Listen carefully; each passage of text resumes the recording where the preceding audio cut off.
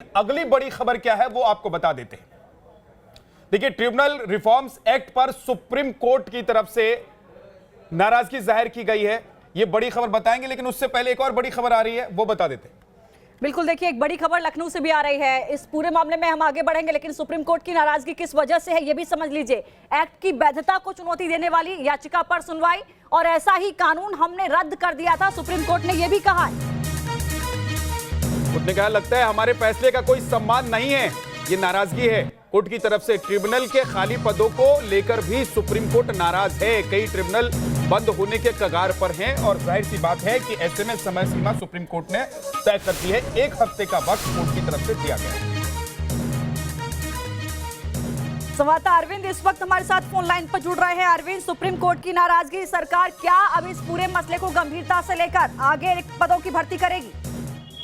देखिए, कोर्ट की जो नाराजगी है उसके चलते ही सॉलिसिटर जनरल तुषार मेहता ने कहा है कि सोमवार तक का वक्त दीजिए, सरकार से पूछ करके बताएंगे कि आखिर जो ट्रिब्यूनल्स में खाली पड़े पद हैं उनको भरने के लिए सरकार क्या कुछ कर रही है। तो सोमवार तक सुप्रीम कोर्ट ने उम्मीद जताई है कि इन खाली पड़े पदों को भर लिया जाएगा।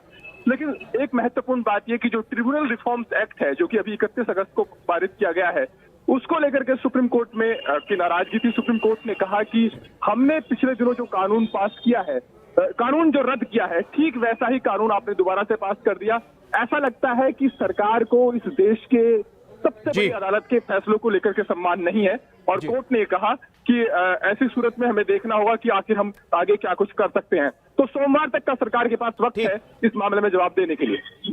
बहुत बहुत शुक्रिया इस पूरी जानकारी के लिए अरविंद आपका। तो कोर्ट की तरफ से अपनी बात रख दी गई है, टिप्पणी कोर्ट ने कर दिया है। अब सरकार को देखना है कि जो समय सीमा कोर्ट की तरफ से दिया गया है, उस समय सीमा में कैसे इन खाली पदों को 1 हफ्ते का समय दिया गया है, अगले मंडे तक का समय है। लेकिन इस बीच एक और बड़ी खबर आपको बता दें, अभिषेक बनर्जी से ईडी की पूछताछ लगातार जारी है।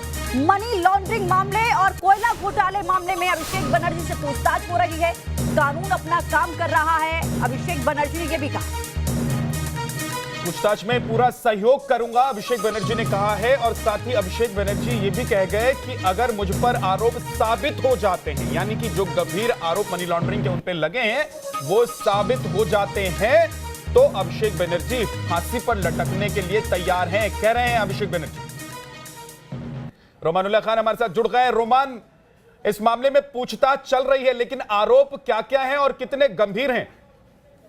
देखिए, बिल्कुल काफी गंभीर आरोप है। इससे पहले भी ईडी पूछताछ कर चुकी है, और सीधे तौर पर ईडी ने अभिषेक बनर्जी को सम्मन देकर बुलाया था, और रविवार को ही वो दिल्ली आ गए थे और ईडी के सामने पेश हुए, जहां पर पूछताछ चल रही है। कोयला घोटाला है, एक बहुत बड़ा मामला है, जिसमें सीबीआई ने भी अलग अलग जगह पे छापेमारी की थी, जिसके तार बिहार से लेकर पश्चिम बंगाल तक फैले हुए हैं।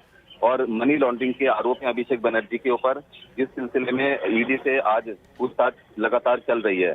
सीधे तौर पर अभिषेक बनर्जी की परेशानियां पूरे मामले में इसलिए बढ़ी हुई हैं क्योंकि इस मामले में सीबीआई भी जांच कर रही है, और सीधे तौर पर जो कोयला घोटाला मामले में इनको सम्मन किया गया था, और उसके बाद ये यहाँ पर पहुंचे हैं। जी रुमान, नजर बना के रखिए, क्या कुछ अपडेट आएगा, अपडेट आपसे लगातार लेंगे। फिलहाल अभिषेक बनर्जी ने क्या कुछ कहा है वो आपको सुनाते हैं।